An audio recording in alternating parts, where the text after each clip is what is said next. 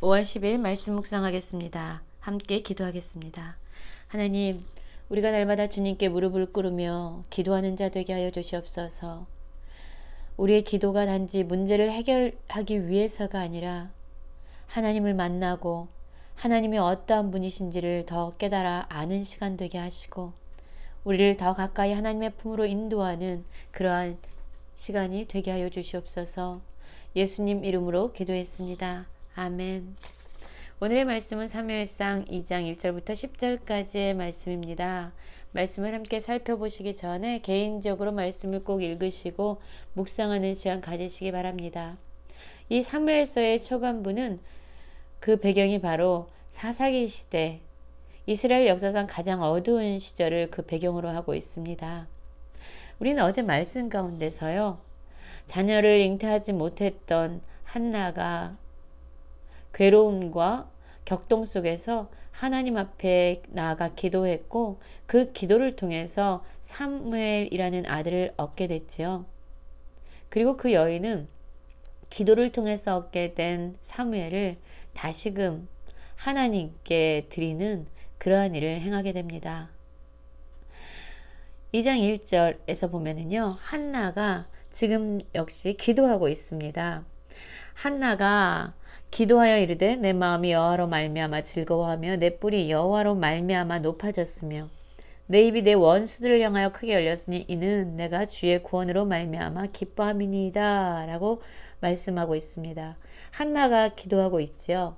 바로 하나님의 신실하심을 경험하고 하나님께서 자신이 기도한 바를 허락하신 것처럼 이제 하나님께 자신도 신실하게 자신의 소원을 지키겠다라고 말했을 뿐만 아니라 이 한나는 하나님께로부터 얻은 사무엘을 하나님께 드리는 그런 일을 하게 됩니다. 그리고 나서 이어지는 말씀이에요. 한나는 오늘도 기도하고 있습니다. 여러분, 한나에게 그냥 문제를 해결하고 임신하지 못했는데 임신을 하게 되고 아들이 없었는데 아들을 얻게 되고 또 더 이상 분인나로부터 괴로움과 그러한 격동을 당하지 않아도 되는, 어떻게 보면 모든 문제가 해결되어진 상황이었습니다. 한나에게 단지 문제를 해결하기 위해서 기도가 필요했다면 그 문제가 다 해결되어지고 그리고 모든 상황이 이제 더 이상 자신을 괴롭히는 그러한 일이 일어나지 않을 때는 기도하지 않았을 겁니다. 그러나 한나는 지금도 기도하고 있습니다.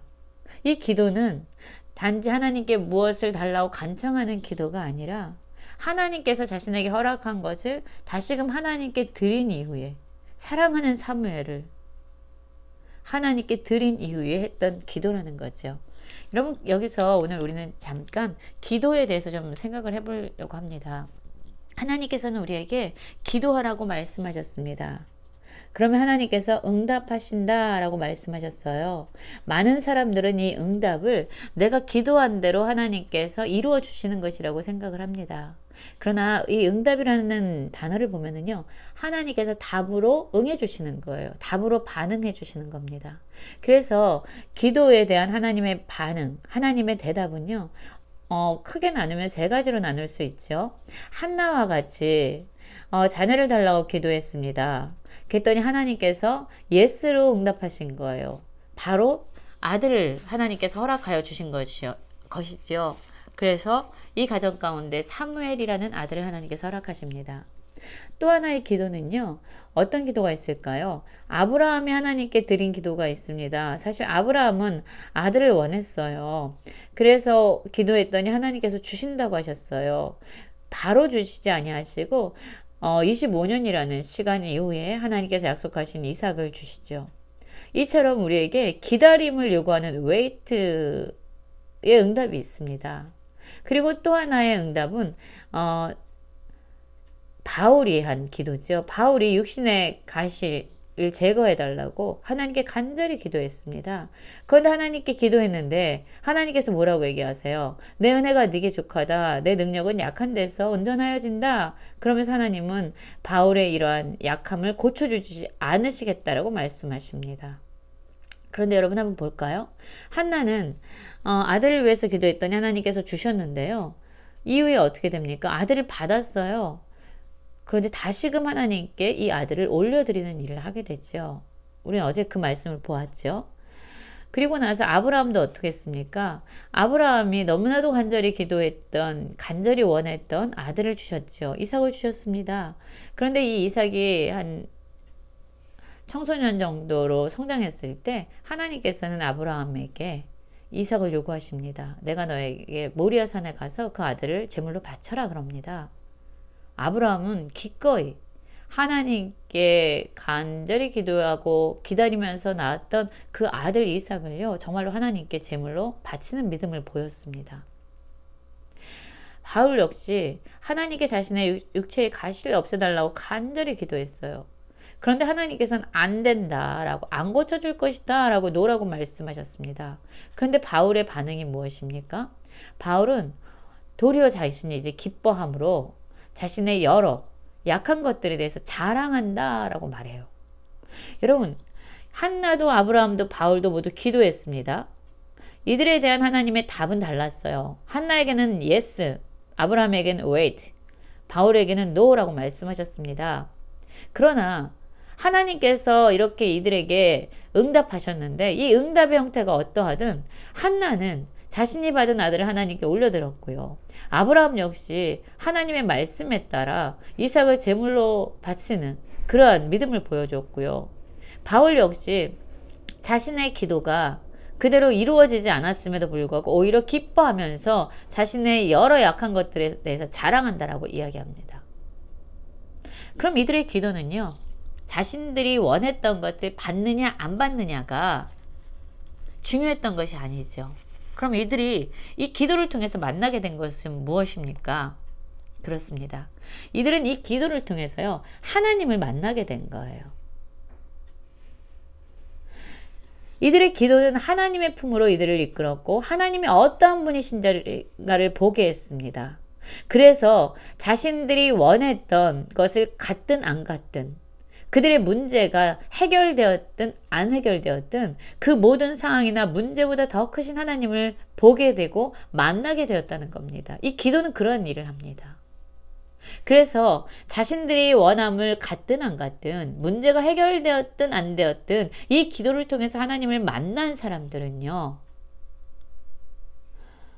기뻐하게 되고 하나님께 자신의 것을 다시금 올려드리면서 하나님을 찬양하게 되는 것이죠.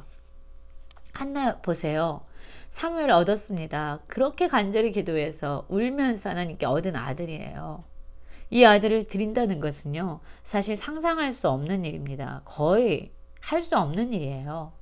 그럼에도 불구하고 이 한나가 이 아들을 하나님께 드리기로 서원한 것처럼 신실하게 사무엘을 하나님께 드릴 수 있었던 것은 이 한나의 기도를 통해서 그녀는 하나님을 만났기 때문입니다.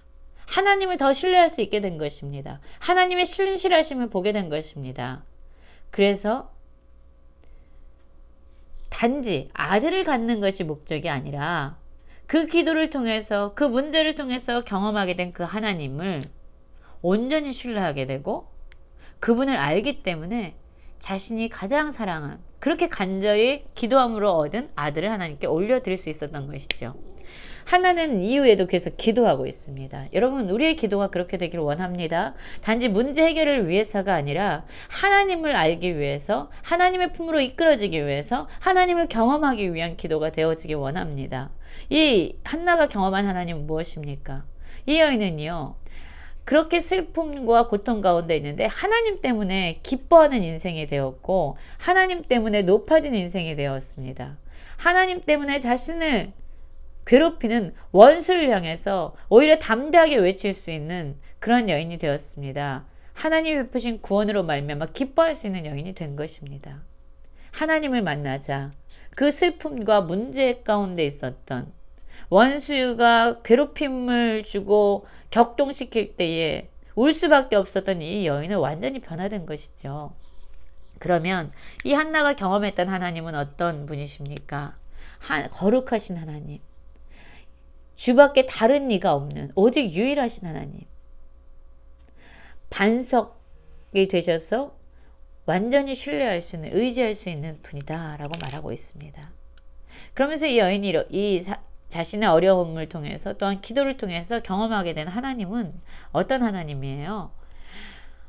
사람들은요 자기가 가지고 있는 것으로 말미암아 스스로를 높이고 또한 오만해집니다. 그러나 하나님은요 모든 것을 아시는 하나님이에요. 그래서 우리의 행동을 통해서 우리를 보시는 분이십니다. 하나님은 자신의 힘을 의지하고 자신의 지혜를 의지하는 자들을 꺾어버리십니다. 그런데 오히려 넘어져서 하나님을 찾는 자들에게 힘을 주시죠. 자신의 부요함을 자랑하는 자들, 그러한 자들은 오히려 먹을 것을 위해서 품을 파는 자들이 되지만 배고프고 줄인 자들, 하나님이 없으면 만족할 수 없는 자들, 그들에게는 만족함을 주시고 줄이지 않는 풍족함을 주시는 것이죠.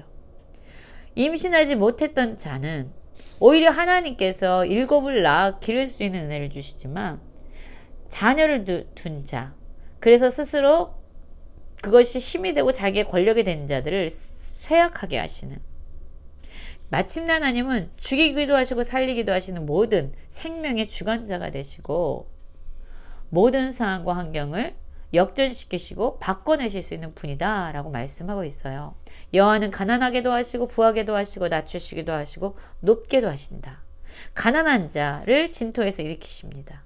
하나님밖에 의지할 수밖에 없는 연약한 자들을 하나님께서는 올리세요. 그들을 영화롭게 하십니다.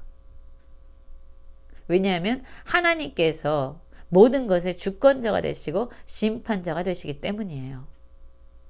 우리는 어떤 상황에서도 기도하고 있습니까? 문제를 해결하기 위해서만이 아니라 우리가 원하는 것을 얻기 위해서만 아니라 우리의 기도를 통해서 하나님이 어떤 분이신지 더 경험하고 하나님을 더 높여드릴 수 있는, 하나님의 마음을 시원케 하는 기도하는 그러한 모든 성도님들 되시길 간절히 기도합니다.